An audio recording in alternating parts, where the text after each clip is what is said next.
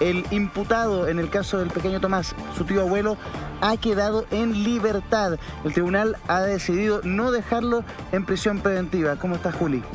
Bien, ¿y tú, Edu? Y para entender todos los detalles de una extensa audiencia en la Corte de Apelaciones está con nosotros Claudio Rojas. Claudio, ¿cómo estás? Hola, muy buenas tardes, señores. Bien, la verdad bastante bien, viendo un poquito lo obvio, lo que debía pasar en atención a todo lo que ocurrió. Lo que pasa es que mucha gente que está un poquito perdida y no sabe y no tiene tampoco por qué saberlo, que durante la tarde del día de ayer, si no se acuerdan, cuando están viendo nuestro programa, vieron que el abogado de la parte querellante por el papá había anunciado que había un peritaje que daría un vuelco tremendo al caso, y era efectivo. Existió un nuevo peritaje, un peritaje forense bucal a la víctima, el cual arrojó tremendos indicios. O sea, la verdad es que el peritaje da cuenta de cuál habría sido la forma en que muere la víctima, y de hecho también se encuentran rastros biológicos de terceras personas dentro de la víctima. Esto en definitiva te configuraba todo el problema que había antes de la existencia del hecho punible y de la participación. ¿Cuál es el problema que hay con esto? Que en teoría tú puedes acreditar la letra A del 140, que hubo un hecho punible, o sea que la víctima murió no por causas naturales, sino que por acción de terceros, ¿ya? Pero tienes el problema de que no pueden todavía, con lo que se encontró en la víctima, porque los ADN se demoran entre 2 a 3 días, poder acreditar a quién correspondía ese ADN. Yeah. Y el fiscal lo que estaba gritando y pidiendo casi de rodillas a la corte, en 2 o 3 días, mantengámoslo en prisión preventiva, denme 2 o 3 días y les apuesto que viene el match y hacemos el match. Y la pregunta del millón es, ¿la corte podía mantener a una persona privada de libertad 2 o 3 días solamente para ver si se produce ese match con las pruebas de ADN respecto de los hallazgos encontrados en Tomasito? No, jurídicamente no se puede. Son esas cosas que aquí donde el derecho tiene una concepción distinta a la gente. La gente hubiese dicho, pero ¿cómo hace un crimen tan terrible? ¿Cómo no lo pueden tener 2 días más privado de libertad para ver si efectivamente se logra el macho o no? No, la Corte no puede, y la Corte, fallando en derecho y viendo algunos problemas que habían entre la formalización y lo alegado el día de hoy, unos problemas probatorios, dice, no, tengo que decretar la libertad del imputado. Ahora, si en 2 días más se hace el match, obviamente se decretará la orden de arresto y lo volveremos a tomar detenido. Pero hoy día, a 4 de marzo, a las 3 de la tarde, tiene que quedar en libertad el imputado. ¿Queda en libertad automáticamente? Automáticamente.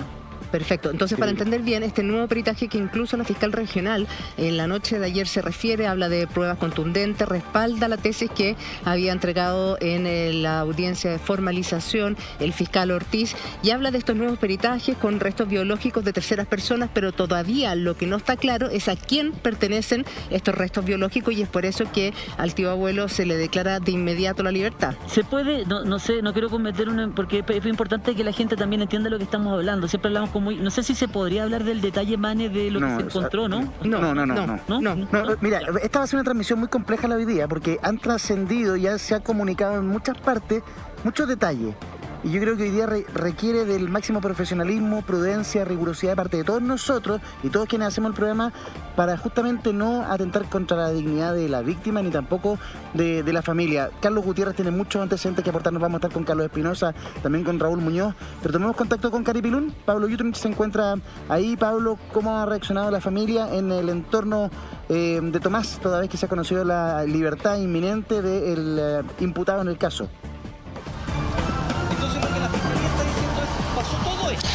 ¿Qué tal, muchachos? ¿Cómo están? Expectación total se vive a esta hora aquí en el sector de Caripilún. Nosotros nos encontramos en el Puente Molino, al frente de la casa precisamente de la familia materna del pequeño Tomás. Yo les digo, muchachos, expectación, la verdad, por parte de los medios de comunicación. Hemos estado toda la mañana acá en este sector, y sobre todo expectación luego que se diera a conocer este fallo de la Corte de Apelaciones que desestimó la solicitud del Ministerio Público de solicitar la prisión preventiva para el tío abuelo del pequeño Tomás.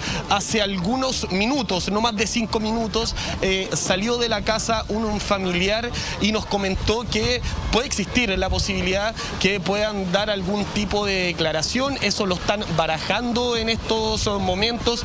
También existe la posibilidad que el abogado de la familia materna, don Alejandro Espinosa, también se pueda referir a lo que pasó hace algunos minutos con el fallo de la Corte Corte de Apelaciones. Hay muchísima expectativa y ahora hay muchísimas interrogantes que también se tienen que responder, como por ejemplo, ¿dónde va a ir ahora el tío abuelo del pequeño? ¿Se dirigirá hasta este sector? Nosotros tomamos contacto con la Defensoría Penal Pública y al parecer, según la información que nosotros dominamos, que el tío abuelo llegaría hasta este lugar, pero la verdad está todo, se está viendo minuto a minuto. Es una noticia que se ha dado a conocer, como les digo, hace breves minutos, pero hay muchísima expectación, muchachos, con lo que pueda pasar. Hay expectación porque, claro, la familia, después de la formalización de cargos, recordemos que la abuela materna, doña Elisa Martínez, salió después de la formalización de cargos a dar una especie de punto de prensa y sostuvo un diálogo con los medios de comunicación. Esperamos que ahora esta sea también la situación, un caso similar, para poder conversar con la familia materna, quienes siempre desde el primer momento señalaron la inocencia del tío abuelo del pequeño Tomás. Hay muchísimas interrogantes que hay que responder en este momento. ¿Dónde va a ir el tío abuelo? ¿Cómo va a reaccionar la familia? ¿Qué tiene que decir el abogado precisamente de la familia materna? Está llegando gente también a este lugar, ¿Pablo? Muchachos, y hace algunos minutos pasó una comitiva de la Policía de Investigaciones. Ojo con algo, de Lebu hasta Arauco pasó una comitiva de la Policía de Investigaciones. Hay movimiento, muchachos, hay movimiento acá en Caripilún. Pablo, como te contaba, según ha trascendido, sería la misma defensoría que está a cargo de defender al tío abuelo la que lo iría a buscar precisamente a la salida de la cárcel del Manzano, y ahí supuestamente se está esperando que se realice un punto de prensa o se entregue un comunicado. Posteriormente, hacia dónde lo van a trasladar es lo que aún no queda claro. Ahora, lo decíamos como cuando comenzamos el programa, la Corte Penquista ratificó finalmente este rechazo a la prisión preventiva y deja libre de inmediato al tío abuelo. Hoy día en la audiencia se conocieron muchos antecedentes, mucha información, y tal como lo decía Ledo al comienzo, por el horario y por la dignidad de la víctima y también de sus familiares, hay partes que no vamos a emitir. Lo principal acá es que un niño de 3 años y 7 meses falleció, murió, y que todavía no se encuentra verdad y mucho menos se hace justicia. Vamos a ver la sentencia entonces que dicta este juez de la Corte Penquista. Resulta inoficioso entrar al análisis del requisito de la letra C del artículo 140 del Código Procesal Penal, puesto que, al no configurarse los presupuestos de las letras A y B del referido artículo, no es posible aplicar cautelar alguna. Por estas consideraciones y de conformidad a lo previsto en los artículos 139, 140 y 149 del Código Procesal Penal, se confirma la resolución apelada de 2 de marzo de 2021 dictada por el Juzgado de Garantía de Arauco en causa RIT y RUC que se individualizan, que no hizo lugar a decretar la medida cautelar de prisión preventiva respecto del imputado Jorge Eduardo Escobar, acordada con el voto en contra del abogado integrante señor Cortés, quien fue de la opinión de revocar la resolución en alzada e imponer al imputado la medida cautelar solicitada por el Ministerio Público, teniendo en cuenta para ello los siguientes antecedentes. 1. Que en concepto de quien disiente, en esta etapa procesal se encuentran acreditados los presupuestos materiales que permiten aplicar la medida cautelar de prisión preventiva. En efecto, el informe pericial consistente en la denominada autopsia constituye un antecedente suficiente que justifica la existencia del delito que se investiga, toda vez que concluye que la muerte de la víctima obedeció a la intervención de terceras personas y que debe descartarse, en todo caso, que se trate de una muerte natural o accidental. 2. Que en a esta conclusión se arriba si se considera la posición en que fue hallado el cuerpo de la víctima y la disposición de las prendas que vestía el día de su desaparición, así como el contenido del citado informe pericial que da cuenta de la existencia de lesiones del niño, así como lo que resulta compatible con la. Se trataría además de lesiones previas a la muerte de la víctima, lo que no se opone, sino que complementa el anterior informe de autopsia que constató hipoxia. Esto es lo que puede obedecer, entre otras causas, a una asfixia. Corrobora la conclusión anterior el hecho de la radiografía practicada al cadáver. Así las cosas, en concepto de quien sostiene la opinión discordante, es posible establecer que los antecedentes hasta ahora reunidos, que la víctima falleció por asfixia a consecuencias de la lo que es compatible con una conducta típica aún de mayor gravedad que el homicidio. 3. Que en lo que atañe a la participación que se atribuye al imputado, estima este disidente que con los antecedentes hasta ahora reunidos y el estándar de prueba exigido para esta clase de resoluciones, es posible presumir fundadamente que el imputado tuvo participación en el delito que se investiga en calidad de autor, no solo por haber sido la última persona que fue vista en compañía de la víctima y encontrarse a su cuidado, sino también por las inconsistencias detectadas en sus declaraciones y evidenciadas por el Ministerio Público, el perfil criminológico levantado y su interés, de acuerdo a lo señalado por la tía del niño, en orden a uniformar las declaraciones de la familia de la víctima, así como las lesiones corporales del imputado coincidentes con las constatadas en el cuerpo de la víctima. Asimismo, las características de emergencia sanitaria permiten estimar como poco probable la intervención de otras personas en la comisión del hecho punible. 4. Que cualquiera sea la calificación jurídica que en definitiva se le asigne a esta conducta, el núcleo sustancial del hecho atribuido en la formalización al encartado queda satisfecho con los antecedentes hasta ahora invocados por el ente persecutor y que permiten concluir a este disidente que la necesidad de cautela se satisface en este caso únicamente con la prisión preventiva del imputado, atendido que su libertad provisional constituye un peligro para la seguridad de la sociedad, atendida a las formas de comisión del hecho, la gravedad de la pena asignada y su relación con la víctima. Dese inmediata orden de egreso para el imputado Escobar si no estuviere privado de libertad por otra causa. Comuníquese por la vía más expedita al tribunal de origen a quien se le devuelven los antecedentes, quedando todos los comparecientes en esta audiencia personalmente notificados de esta resolución, sin perjuicio que se ordene su notificación por el Estado Diario. Número penal 199-2021. Con lo actuado se pone término a la audiencia. Que tengan todos buen día. De esta manera entonces se ratifica el rechazo a prisión preventiva del tío abuelo de Tomás en esta audiencia de apelación de cautelar y fue dividida, no estuvieron los 3 votos a favor de ratificar esta decisión. Efectivamente, de los 3 miembros que integraban la Corte de Apelaciones, 2 antiguos y uno era un buen abogado integrante. Y el abogado integrante emite este fallo divisorio, en definitiva, que lo que establece es que a criterio de él sí procedía el que se decretara la prisión preventiva del imputado. Y lo sitúa principalmente porque él dice, cuando hablan de los presupuestos materiales de la imputación, habla del hecho punible y de la participación.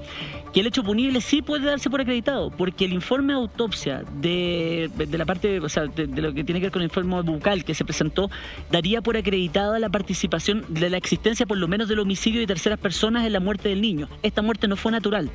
El hecho que se hubiese determinado en el informe de 1 de marzo que era indeterminada, hoy en día ya puede ser ratificado, ya puede ser modificada esa conclusión porque este informe viene a modificarlo definitivamente. Pero Claudio, yo tengo una duda ahí referente a eso, porque el magistrado habla también en relación a si es que otros informes dijeran lo mismo, una cosa así, como que lo dejan condicional. No sé si lo entendí mal o no, lo que pasa es que hasta así. El momento los únicos informes que habían, los de la PDI, básicamente dejaban como causa de muerte indeterminada. Y al tener esa indeterminación es totalmente contraproducente, o son totalmente contradictorios al tener hoy en día un informe que dice cuál sería eventualmente la causa de muerte.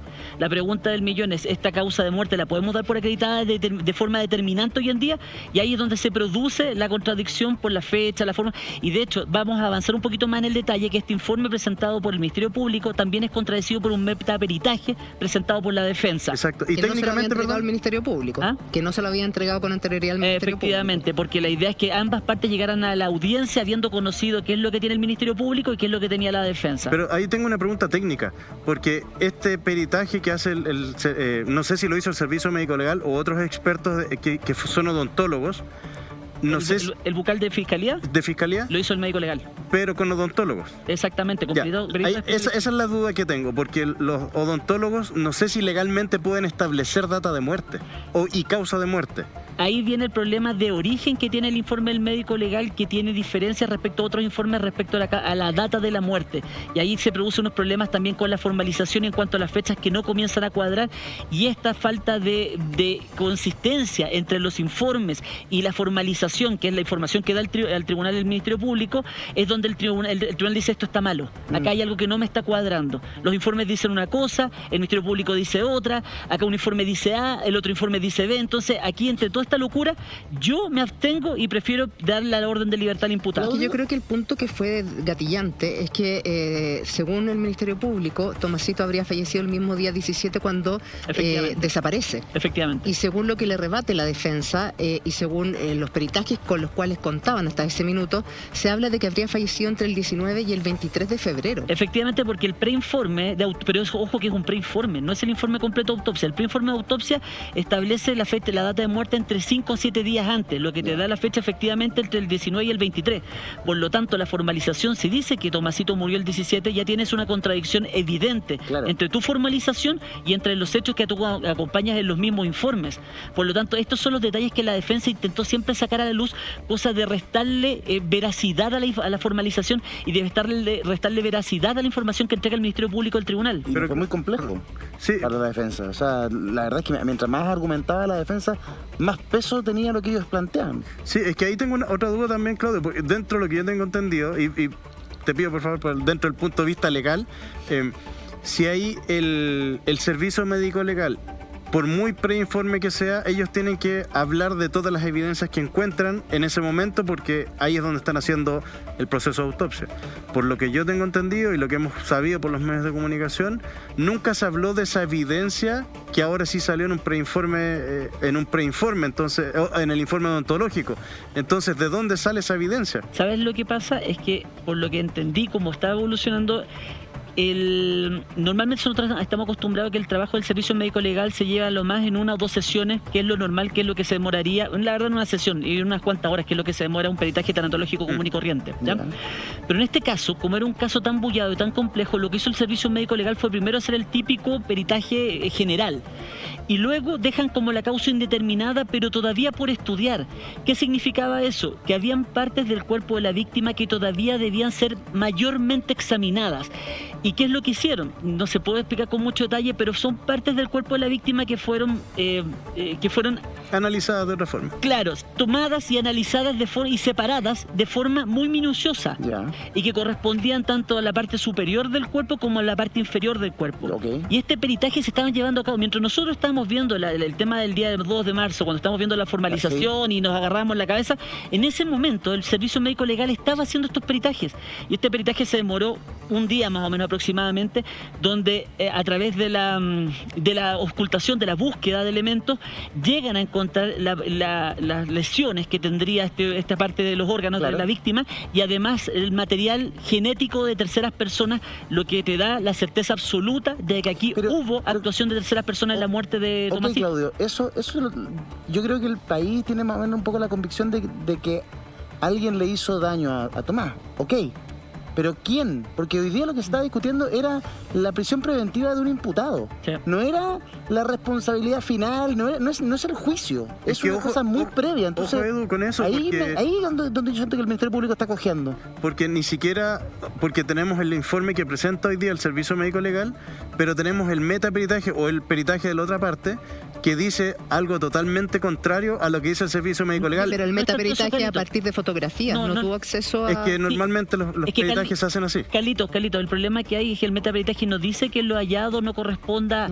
Lo que dice el metaperitaje es que la forma, el procedimiento utilizado por el Servicio Médico Legal no fue el correcto. ¿Por qué?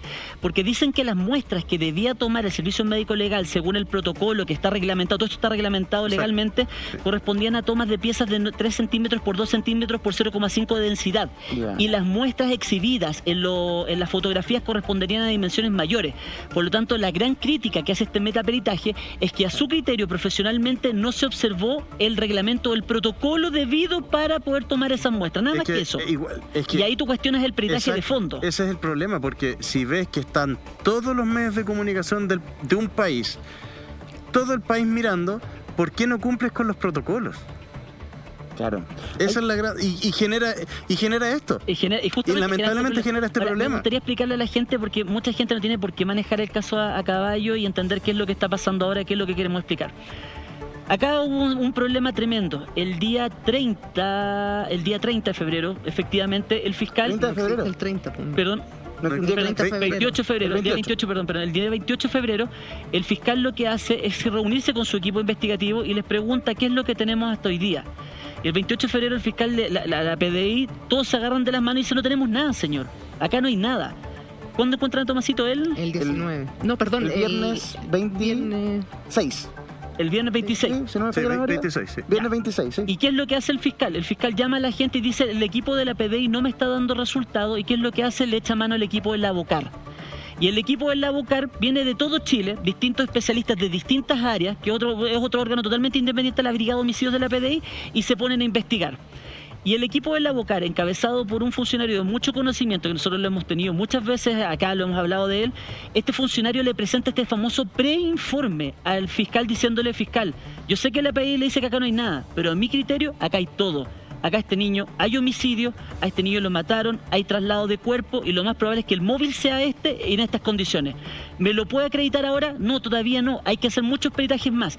Pero con ese solo informe, el fiscal de mala manera decide formalizar al imputado. ¿Por qué? Porque pensó que con ese informe iba a poder justificarlo ante el tribunal. Acá todo el problema que estamos viendo es simplemente que un fiscal se adelantó a los hechos. Si el fiscal hubiese esperado, hubiese formalizado hoy día, con este peritaje autopsia bucal, más el ADN que le llegan 2-3 días a la fiscalía, esto estaría casado, esto estaría arreglado, no habría ningún problema, ninguna discusión. Pero como el fiscal se nos adelanta, al final, ¿qué es lo que hizo? Ir avanzando judicialmente y las pruebas le iban llegando por detrás, como que iban los carabineros tirándole por detrás las pruebas, Los fundamentando lo que... Y el tribunal decía, eso no puede ser. Usted tendría que haber llegado acá con todos los peritajes primero realizados para hacer la imputación, no al revés, no venir a pedirme acá tiempo con una persona privada de libertad para yo ir recibiendo sus peritajes. Ese es todo el problema de lo que estamos viendo ahora. O sea, investigar para detener y no detener para investigar. ¿Qué es lo que decía la defensa? Y de alguna manera, no sé si entendí mal hoy día en la audiencia, pero este peritaje que conocimos el día de ayer y que la fiscal regional aseguraba que era gatillante a la hora de decretar efectivamente la prisión preventiva para el tío abuelo, lo que no fue así finalmente, fue ordenado el día miércoles. Exactamente. O sea, fue muy reciente. Lo que pasa es que, como estamos explicando, parte del general y luego del general fueron haciéndose autopsias específicas aparte del cuerpo de la víctima, entre ellas en la parte del tema bucal. Y ojo que este peritaje es tan importante que el voto disidente justifica la existencia del hecho punible y la participación del tío en este peritaje. O sea, la fiscal jefe tiene razón, sí. De hecho, uno de los miembros de la corte dijo, sí, eso para mí es prueba suficiente para haberlo mantenido en prisión preventiva. Lo que pasa es que los otros dos miembros de la corte dijeron, no, todavía nos falta prueba y si usted me trae el ADN yo lo dejo privado de libertad. Y para el ADN faltan 2 o 3 días. Todavía. Ayer, en la tarde, la fiscal regional, que ahora está encabezando, dirigiendo la investigación, adelantó que hoy día conoceríamos antecedentes contundentes en torno a esta investigación. Así lo adelantaba el día de ayer la fiscal regional. Mire. Que a partir de hoy quien le habla encabece la investigación y pasa a formar parte del equipo ya existente. Efectivamente eso es lo que he hecho por mandato del fiscal nacional y manteniendo intacto el equipo que ya existía, en específico al fiscal jefe de Arauco, don José Ortiz. Efectivamente existe un elemento que, como usted señala, da pie, que tiene que ver con una información, el resultado de una diligencia que nosotros conocimos el día de hoy y que aporta contundentes antecedentes en pos de nuestra teoría del caso y de lo que hemos planteado desde un principio en esta investigación. Se trata de un antecedente que por razones ajenas a nosotros no tuvimos a la mano en el día de ayer cuando se desarrolló la audiencia.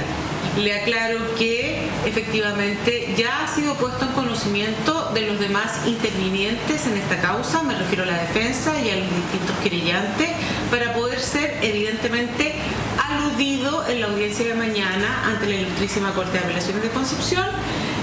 Por esta misma circunstancia es que debo abstenerme de darle los detalles de lo mismo.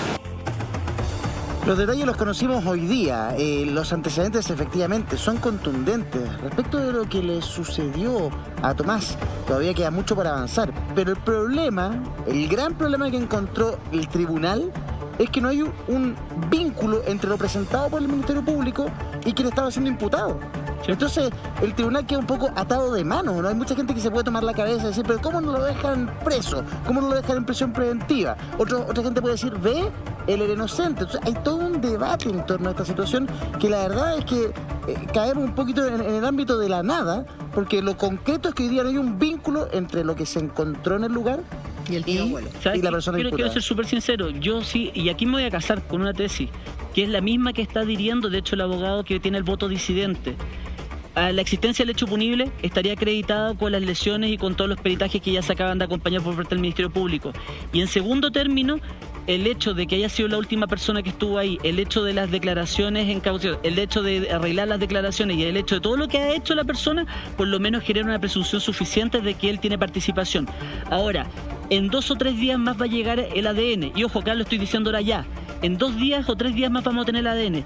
Si el ADN nos da positivo de esta persona con el ataque al niño, vamos a tener un gran problema, que en estos 2 días, ¿qué va a haber pasado con el imputado? El imputado se puede quitar la vida, el imputado se puede fugar, el imputado puede desaparecer. O sea, pueden pasar miles de cosas. ¿No quedó con ninguna medida cautelar? No tiene nada, po. Él se puede hacer lo que quiera hoy en día. ¿Y El problema tampoco con está que- protección? No, para nada, no Es tiene que- nada. Pero, por ejemplo, ¿la Defensoría puede pedir protección? No ¿Hace su ha persona? no ha pedido nada, por lo menos Pero la defensoría. podría Al pedirlo minuto de la eventualmente. audiencia no ha pedido nada. ¿Podría pedirlo? Sí, pero no ha pedido nada. Ya. Hasta ahora no hay nada.